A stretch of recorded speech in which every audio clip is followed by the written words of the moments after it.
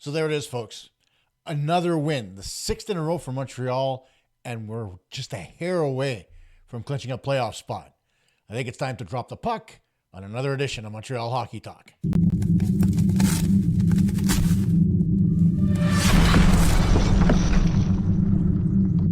Hey everyone, Costa here once again with another edition of Montreal Hockey Talk, and oh my God, what a day it was today. We're going to talk about Demidov a little bit later on in the show, and of course, I don't do it all the time, but guys, subscribe if you can, like what you see, and make sure you hit the notification bell so that you can get all the latest editions of Montreal Hockey Talk as they come through, because I think we're going to have a few more than just the last five, because the Montreal Canadiens got their sixth straight win against the Red Wings tonight, and it's a win that should have never happened.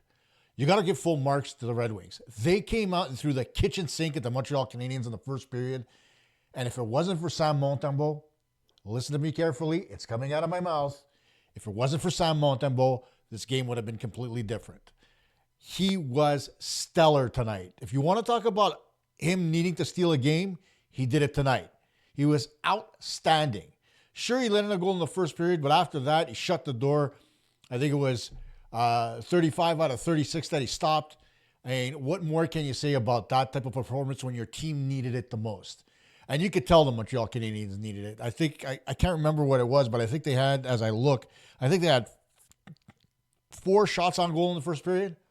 I mean, that's a ridiculously low number. 11 after 2. All right, so again, I mean, people are out there, and I put it out there last show that the Canadiens are tired. Guys, they had played 5 games in 8 nights. Yes, they're going to be tired. If you're not an athlete, you don't understand this part. And granted, I haven't been an athlete in over 20 years, but I'm going to explain it anyway because I work out regularly because I have a bad ticker. When you work out, and you work out often, and you continuously use the same muscles over and over again, there's this thing called lactic acid buildup that happens. And what happens is that your muscles become stiff and your legs feel like logs. And the ability to skate becomes harder and harder and harder. Now, most elite athletes can get over it in a 24 to 48 hour span. But when you play back-to-backs, like the Canadiens did, oftentimes that buildup is just too harsh for them to be able to handle and to be at their top speed. They certainly weren't there tonight. As the game progressed, they got warmer, and you saw the Canadiens start to skate a little bit more. But still, in the first 40 minutes, their offense was non-existent. They woke up in the third period. They got a goal from Cole Caulfield, another one from Anderson to give them the lead, and then 2 empty netters to seal the deal. But I'm not trying to give an excuse to the Montreal Canadiens about being tired. If they would have lost tonight because they were tired, I would have been okay with that, because 5 in a row, I mean, there's nothing to scoff at. And given the amount of hockey that they've played over the last 8-9 days, I mean, you got to give them a little bit of a break, right? When it comes to winning hockey games. But a lot of fans out there don't think of that. It's, oh, they got to win every game. They're not going to, okay? They're human. They're going to falter. Whether it's, Montembeault having a bad game, Dobish having a bad game, Mike Matheson coughing up the puck like he was a cat getting out of fur ball. I mean, there's things that happen when you're fatigued. Mentally, you're not all there because you're thinking more along the lines of how am I going to get from A to B instead of when I get the puck, maybe I should send it over to line A, or maybe I should send it up the middle to a streaky new hook. Those are the things that happen to a hockey player when he's on the ice. And the ability to read and react is prohibited by the fact that they're overly tired. It's like you at work. If you work more than 8 hours and you have to work overtime, what happens? Your production goes down the toilet. It's no different for a hockey player. So stop saying that fatigue is an excuse. At this point of the season, after everything they've gone to and the compressed schedule because of the Four Nations Cup, it's a huge achievement to be able to win 6 games in a row at this point of the season and not absolutely shit the bed. So credit to the Montreal Canadiens, but also a little bit of credit to the Red Wings because it was a hell of a start for them. 23 shots in the first period, and then things started to slow down. And sure, they blew their load in the first period, but hell, on 23 shots, you would think you'd get more than 1 goal, wouldn't you? Again, credit to Sam Montembeault. But the Red Wings came prepared to fight for their playoff lives, and they did. There's no two ways about it. They were good on the power play. They got their chances. They had glorious scoring opportunities, including a completely empty net on a bounce nobody heard of or could have possibly predicted. And then Comfort puts it way over the net. Thank the hockey gods. Somebody's looking down and saying, you know what? Enough with the bad luck for this team. And speaking of bad luck, in this game, again, I'm going to bring up the officiating because we always do lately because it's been that crappy. Early in the hockey game, Josh Anderson got called for a penalty for knocking a stick out of somebody's hands, right? Later in the hockey game, I forget who the player was. I believe it was Slavkovsky that had the stick knocked out of his hands in the offensive zone on a power play, and there was no penalty call. Now, granted, chances are the call wasn't made because it was already a power play, but still, knocking the stick out of a player's hands is a penalty. And even Frankie Corrado from TSN acknowledged that. Now, the question again is, are you going to call the game like it's supposed to be called, or are you going to pick and choose the penalties that you call? Because it's got to be even on both sides. Now, again, the hockey gods did get even because on Josh Anderson's goal, Johansson lost his lid, started skating to the bench, realized, oh shit, Anderson's wide open in front, and Dvorak's got the puck, turned back and tried to make a play with the helmet in his hands. Couldn't do it. Anderson scores the goal. But that begs the question whether or not if Johansson had actually engaged Anderson and Anderson didn't score, would that be an interference penalty, a delay of game penalty, or like you do on an empty net, would it be an automatic goal? I've never seen the rule to be able to say one way or the other whether that's the case. Especially, we never see it on a point-blank scoring opportunity like that. So it'd be interesting to find out, and I'm going to look this up and I'm trying to ask around. It'd be interesting to find out that if a scoring chance is taken away at the net front like that, whether or not a penalty shot maybe would be awarded or something to that effect. You never know. It may not be an automatic goal because the goaltender's still in. I'll give him that. But if you would have tackled Anderson at the side of the net, he wouldn't be able to get the shot on goal, right? And his helmet would have been in his hands. It's an obvious penalty. But then what would the call be? Think about that for a minute. If you want, put it in the comments and let me see your answers. I'd like to know. I think on an opportunity like that, it should be a penalty shot. We'll see. It didn't happen. Johansson never got back. Anderson scored. We got 2 empty netters after that. It's a moot point. But it's an interesting scenario. And again, it comes back to the whole officiating thing, right? The referee's hand wasn't even up when Anderson scored. So, there's things that you watch and you think to yourself, what are they thinking? Well, there's your case in point. And another instance where I don't know what the referees were going to do. Still, call it even for both sides. I have no problem with that. Now, Anderson scoring a goal, with everything that he's been through the last couple of days, it was great. Of course, an empty netter for Brendan Gallagher. He gets his 21st of the season. An empty netter for Nick Suzuki. And of course, the opening goal, the tying goal scored by Cole Caulfield. And here's the thing about that goal that everybody needs to focus on. It wasn't the fact that Caulfield won the battle in front of the net against Hall and put a backhand through Talbot's legs. It's where that whole play started. It started with Cole Caulfield on the back check, making a good play to take away a scoring shot from Detroit, taking the puck in behind the net, making a hard outlet pass, and then following the play up the ice. He got all the way into the zone, looped in behind the net, and then skated in front where Hall engaged him. And on the second chance, he got the rebound past Talbot, who didn't close up the 5-hole. But that in and of itself is a microcosm of what Marty St. Louis is expecting from his players. He's not expecting you to play just in the offensive zone, and he's not expecting you to play just in the defensive zone. He's expecting you to play on both sides of the ice a complete 200-foot game. If I was a coach, I would take that shift, start to finish, and clip that as the perfect example of what a 200-foot player looks like. And so kudos to Cole Caulfield because he woke up the building, and that goal woke up the Habs. Because the Habs, after that, pretty much took care of business, only allowing 4 shots to the Detroit Red Wings in the third period. They clamped it down, they scored goals, and they won the hockey game. 4 goals on 10 shots in the third. Go figure. Now, the big news of the day isn't the fact that the Montreal Canadiens are within a cat's hair of getting to the playoffs. It's the fact that Ivan Demidov was released by SKA St. Petersburg And the Canadiens immediately signed him to an ELC so that he can come to Montreal this season. This was something that nobody thought was even possible. You know, given Coach Rottenberg's, you know, attitude, for lack of a better term, because he's a prick, let's put it that way. The fact that they let him go and they released him at the end of the season after the playoffs were done, and they did the same thing with Evgeny Kuznetsov and a couple of other players as well. But the fact that they let Demidov go after they were saying, no, Demidov's not leaving, he's going to stay under contract till May, blah, blah, blah, whatever the case is. All of a sudden, they decided to let him go. Now, whether or not the agent worked with St. Petersburg to say, listen, guys, he needs to continue to develop. He's going to the National Hockey League next year. Why not let him go finish his season in Montreal? And granted, if the Canadiens weren't in the playoff race, I don't even think this would be a big deal, despite the fact that a few years ago, it was Cole Caulfield who got just 2 games at the end of the season before going into the playoffs, right? So, I mean, there's that. You know, that whole premise. Is it possible for it to happen again? I'm not going to put false hope in anybody's head because I don't think it can.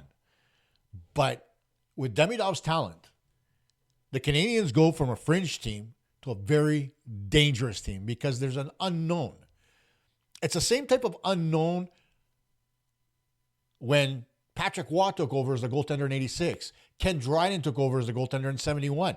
You just didn't know what to expect. The Canadiens weren't supposed to win the Cup in 71, but they ended up doing it on the back of the goaltending of Ken Dryden. In 1986, I don't think anybody was expecting Montreal to win the Cup, but they did it on the back of the goaltending of Patrick Waugh. Hence the reason why he won the Conn Smythe Trophy. And then again, in 2021, it was on the back of who? Carey Price. There's always somebody who, you know, and Carey Price was another story, but in the case of Ken Dryden and Patrick Waugh, they were both rookies. Dryden wasn't actually a rookie till the season after because he hadn't played enough regular season games to be considered a rookie. The same will be true of Demidov. His rookie season will be next season, not this year, but will burn 1 year of his eligibility. I really don't think the Canadiens care given his talent. They're going to throw all kinds of money at him when the time comes. Anyway, above and beyond that, think about the possibilities when Demidov comes to Montreal. Now, you could decide, let me drop down Slafkovsky and put Demidov on the left wing. I don't think the Canadiens will do that. But I do think, and imagine this, Demidov will play on the second line along with Newhook and Patrick Laine. So now you don't have a first line and a second line. You have a first line and a 1B line. The thought of that is crazy. Now, Heineman's still not in the lineup. He missed last game. He missed this game. But Oliver Kapanen came in, and he's been doing a great job. Actually got a couple of great scoring chances in the first period. Almost got the Canadiens on the board early on a couple of occasions. But think about it, right? You bring Heineman back. You've got Kapanen. And you put Evans between them. And then your fourth line could be Dvorak, Gallagher, and Anderson. Now, between you, me, and the studio walls here, that's one hell of a lineup. And then you look at the Canadiens defensively with Hudson, Matheson, who I'm going to get to in a minute, Caden Gooley, Alex Carrier, David Savard, Arbor Xhekaj, Jaden Struble. That's not a bad lineup, is it? Right? You've got a young defense who plays extremely well. They do make their share of mistakes. But when you have that offensive lineup with Demidov inserted into it, there's a lot that can happen with that team. Your fourth line is the third line on most other teams, and your third line can effectively be a second line. I mean, the thought of what those lines could accomplish is just scary. And so Demidov coming in, especially with his abilities with the puck, his shot, his elusiveness, the whole package. I mean, we're allowed to be excited. But by the same token, I wouldn't put too much pressure on the kid either. He's going to make his fair share of mistakes. This isn't the KHL. It's the National Hockey League. Mind you, they play on the same sized ice, but still, I think that Demidov is still going to have a little bit of growing pains because obviously the KHL is nowhere near as physical as the National Hockey League. You know teams are going to target him. Whether or not he can fight through that, I'm pretty sure he can, but he's still going to have to adapt. So let's give him a little bit of a break. But still, it's fucking exciting, isn't it? Now, we're going to talk a little bit about Friday and get to Saturday as well. But before I do, again, tonight, Mike Matheson.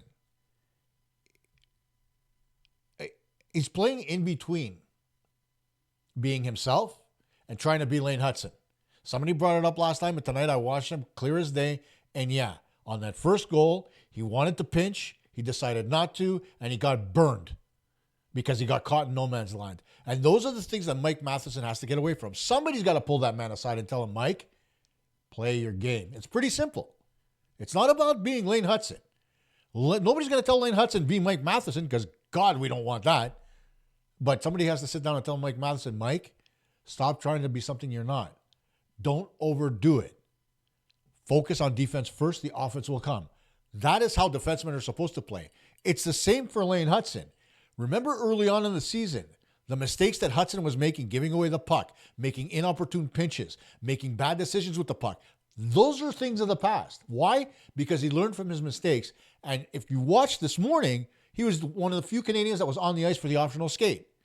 And he's always working on his game, whether it's watching video or is on the ice doing different drills.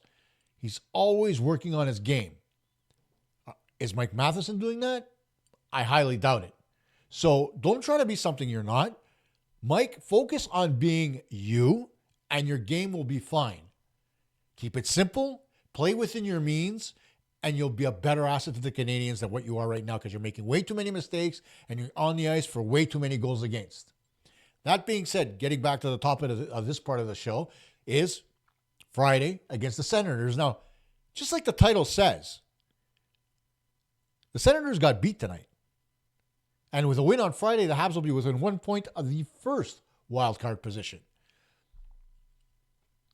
Think about that for a minute and go back to November when the Canadiens were at the absolute bottom of the National Hockey League and it looked like the team was going to go nowhere this year. There's a lot to be said there, right? It's a lot like the story of the St. Louis Blues a few years ago when they won the Stanley Cup. In January, they just turned it on and they went on an absolutely crazy streak to make the playoffs and finally make their way all the way and win the Stanley Cup. I'm not saying the Habs are going to win the Cup, but getting in there in the right spot is really important. And now there's a battle for that first place overall, obviously, right? Washington's going to be there, but second place overall is going to be the Leafs. We know that already. So do we really want to see the Habs play the Leafs or the Habs play the Washington Capitals? I don't know. That all remains to be seen. But the next couple of days are going to be critical because there's going to be a couple of games going on. The Blue Jackets won tonight, so they got a couple of points. And as I look at the standings, I'll give you an updated list. The Blue Jackets now have 79 points, 77 games played, so they have 5 games left, and they're tied with the Rangers, Red Wings, and of course themselves. Then you have the Islanders at 78 points, the Sabres at 76. They have 76 points. I don't even know why they're not eliminated because they're 11 points behind the Canadiens with 5 games left. Last time I did the math, you get 2 points for a win, 1 point for a loss, and 1 point for a tie. There's no way they can catch up to the Canadiens. There should be an E next to their name, but maybe the league just fell asleep at the switch. Anyhow, that being said, every other team has 5 games left, and they're 8 points behind the Canadiens. Right? The Canadiens have 4 games left. 1 win will pretty much clinch a playoff spot for the Canadiens. That's the way I look at it. 89 points. Right? So, if that's the case, the Friday game is extremely important. And now, was it the day before yesterday, on Sunday, I said that the Canadiens should start Dobish on Friday. But given the importance of the game and the way he played tonight and the fact the Canadiens have a 3-day break, maybe, just maybe, you should play Sam Montembeault on Friday. That game is much more important than the game against the Leafs. Despite the fact that I don't want the Canadiens to ever lose against the Leafs, if they lose Saturday's game and win Friday, I'm okay with that. because the Friday game has a hell of a lot more importance. But that being said, as I cough up a lung, Friday's going to be interesting because when you look at the Senators, right, and you think about what the Canadiens need to do to beat the Senators, one of the things they need to do is be good defensively. And then we just talked about Mike Matheson getting his game in order. If you take a look around with the rest of the guys, they've been playing a good, solid defensive game and not making very many mistakes in their own zone. That needs to continue in order to beat the Senators on Friday night. The goaltending has to be solid. We know guys like Brady Tkachuk will come in there and get in the goaltender's kitchen. So whether it's Montembeault, whether it's Dobeš, they need to stay on their game. They need to be solid. The neutral zone. I say it time and time again, the middle of the ice is where the game is won and lost. And the Canadiens need to control the middle of the ice, especially through the neutral zone. Because the Ottawa Senators like to play a very transition style game, much like Montreal. So the team that controls that part of the ice and forces the other team to the outside through the neutral zone will end up winning the hockey game. Which one of these teams will try that? That remains to be seen. The Canadiens need to stay out of the penalty box. Despite the fact that their penalty kill is good, they need to stay out of the penalty box, and they need to get back to scoring on the power play. They've had some ups and downs on the power play recently because of the change that they made, going from the 1-3-1 to more of an umbrella power play. Tonight we saw the 1-3-1 come back, and then they went back to the umbrella again. It's hard to fathom and understand what the Canadiens are doing, but we did see one variance in that Patrick Laine finally changed sides and came to the right side of the ice on the second power play of the game. So they're trying different things. It's not that they're not, but they need to get open more often. They need to get Caulfield into that bumper position so they can get a one-timer when Suzuki's got the puck on the right side, or Slavkovsky. They need to get Slavkovsky in front of the net when the shot's coming in from the point. There's all these different variables on the power play that the Canadiens need to do, and they're kind of getting away from that, even though it worked for them quite recently. So get back to what works, and you'll have success on the power play. You know, you've got to make sure that when you're in the offensive zone, when you're the Canadiens, one of the things that Ottawa does not have is a very strong defense. And you can exploit that by applying puck pressure. Now, we saw that tonight in the first period from Detroit. The Canadiens had the pucks on their stick, and the Detroit Red Wings were all over them. And the same has to hold true for Montreal on Friday. They need to make sure that they stay on the Senators nonstop and continue to push and push. They can't give the Senators time and space to make plays. And so you get on the puck carrier, you pressure the puck, and more often than not, that creates turnovers. And finally, it's about puck management. Just like tonight where I talked about Mike Matheson and his mistake along the boards, that's part of the whole puck management thing. If he would have backed off, he would have been able to get back, and there wouldn't have been a 3-on-1. It could have been a 3-on-2 or maybe even a 3-on-3. But because he pinched, or he was thought about pinching, that held the forwards in the zone a little bit too long, right? Thinking that he may get the puck. So instead of exiting the zone and trying to get back defensively, they stayed in there. He didn't end up pinching. They got caught in between just like him, and it was a 3-on-1 going the other way. The only mistake the Canadiens pretty much made defensively tonight. Okay, so now that's done. You kind of have to make sure that you manage the puck well, right? Because the one thing that the Senators tend to do is they lay the body and they take the puck away because they're very strong along the boards. So you got to make sure you get more engaged in those puck battles. You win more than you lose, and you limit the amount of giveaways. Okay, the Canadiens have been lucky recently. They've had a lot of giveaways, but they've been able to mitigate the damage and actually get wins instead of losing the hockey games that they should have lost. So Friday is going to be really, really interesting. And that game is at, what do they call it now? The Canadian Tire Center? I can't even remember anymore. They keep changing the name of that place over to Scotiabank Arena. I don't know. Scotiabank Arena is in Toronto. Yeah, it's the Canadian Tire Center. Anyway, who cares? They're playing in that monstrosity of a building in Canada, for lack of a better term. Then on Saturday, to make the weekend even worse, because it's back-to-back in Ontario, we take on our friends in blue, the Toronto Maple Leafs. And we all know the Maple Leafs weapons. William Nylander, Austin Matthews, Mitch Marner, John Tavares, Morgan Riley, blah, blah, blah, whatever. there's no secret to the Leafs. They're an offensive powerhouse. And what do you have to do to beat an offensive powerhouse? Well, you got to get them behind the 8 ball early. How do you do that? One, you play strong defensively. So you play a game where you don't worry too much about offense right off the cuff because you know that the Leafs are going to attack early, just like every other team has done against the Canadiens recently. You know they're going to attack early. You know they're going to attack often, and they're going to get their scoring chances. What you have to do is make sure you limit the amount of chances you give, take away second chance opportunities in front of the net, and make sure you do a good job of clearing the zone clean. Then, just like Ottawa, the one thing that the Leafs have is speed through the neutral zone. Their guys can skate. And so you want to take that away as well. Now, the one place where we'll have an advantage against Toronto, I think anyway, is in goal. Because, as we all know, the Leafs goaltending is always suspect. And given the fact that they've got so much money tied up with their forwards, I'm not surprised. So, just like I said about Cam Talbot tonight, they need to get into the kitchen of the goaltender, right? It can't be, where, the shots are coming from the outside and there's nobody in front of the net to wreak havoc or cause traffic or try to get a tip or whatever. There needs to be traffic in front. You need to piss off the goalie and get him off his game. And so the Canadiens need to get physical. They need to get to the front of the net. It's going to be a huge task for guys like Brendan Gallagher, Josh Anderson, Juraj Slavkovsky even. I mean, the list goes on and on. Then there's the physicality. Despite the fact that Toronto is a bigger team than Montreal on paper, one thing that you could tell the Montreal Canadiens, they play a big game, especially along the boards. So it's going to be important to lay the physicality in. So the Toronto game would be the one where I'd stick Arbor Xhekaj back in. Not because Ryan Reeves is going to be there, because we know he's suspended. And I think he was actually sent down to the AHL, but whatever. The bottom line is that you want to play a physical game against the forwards from Toronto. Because the more physical you are on those forwards, the more tired they get and the less effective they become.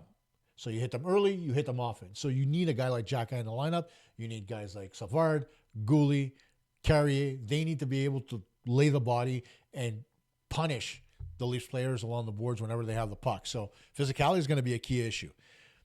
Then for the Canadiens, in order to generate offense, they're going to need two things: puck support and quick outlet passes. Now, puck support, it's not so much, it's just having a secondary option in tight with a player that's carrying the puck. So say, for example, a defenseman like Goulet starts to skate the puck up, you need a secondary option that's close. So he doesn't have to make a cross-ice pass or flip the puck out like I hate them doing.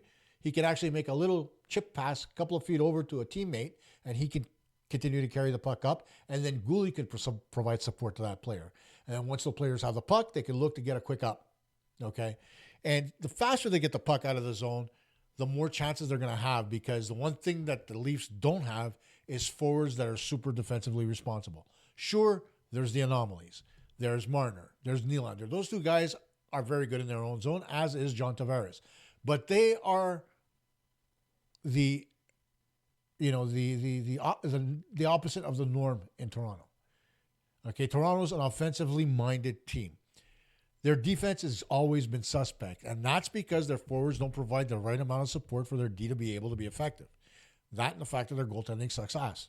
So make sure that when you're trying to get the puck out of your zone and you want to make a quick breakout, you make sure you have puck support, so you have an option in tight, and then you make your passes going through. And limit the amount of cross-ice passes you make. The one thing that Toronto is excellent at, Juraj Slavkovsky, if you're listening, Toronto is fantastic at intercepting cross-ice passes, especially in the neutral zone. Because of the fact that they clog the neutral zone so often, they're always there ready to pounce on a puck. So make the passes up the ice. Don't go east-west, go north-south. You'll have more success than you do have failure. And the other thing is to capitalize on your scoring opportunities, obviously. Montreal is not probably going to get that many against Toronto. Toronto, they're going to push no matter what because they always want to beat Montreal. So when you do get chances to score, you need to bury the puck. Stop looking for the perfect pass. Stop looking for the perfect shot. Put the puck on net. Look for second chance opportunities. Get the puck just off the ice. Get the goaltender to kick the puck out, make rebounds. It's what they do with Monty. And that's what makes Monty look so bad, is because his rebound control is not as good as it should be. When he gets shots up in the chest, up in the glove, he freezes the puck, he's effective, as he was tonight, right? But he did give up rebounds into the slot. His defensemen were there to clear it, and that's fine. That's their job. But the Canadiens, they have to do the opposite. They have to get the pucks in off the goaltender and get in there for rebounds. Stop looking to pick corners, because pucks go up over the net, they rim around to fast forwards going back the other way. So get the shots on net, get good scoring opportunities, and take advantage of second chance opportunities, and maybe, just maybe, you might beat the Leafs on Saturday. But the focus needs to be the Friday game. Friday against the Ottawa Senators is going to be key.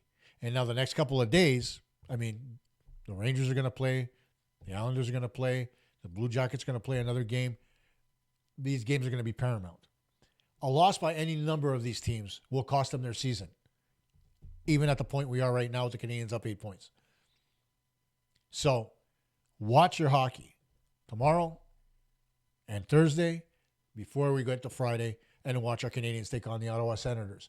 We know that the Canadiens travel well, and the Senators, you can't even hear their fans in their old building when the Canadiens are playing there. So get there in numbers and go Habs go.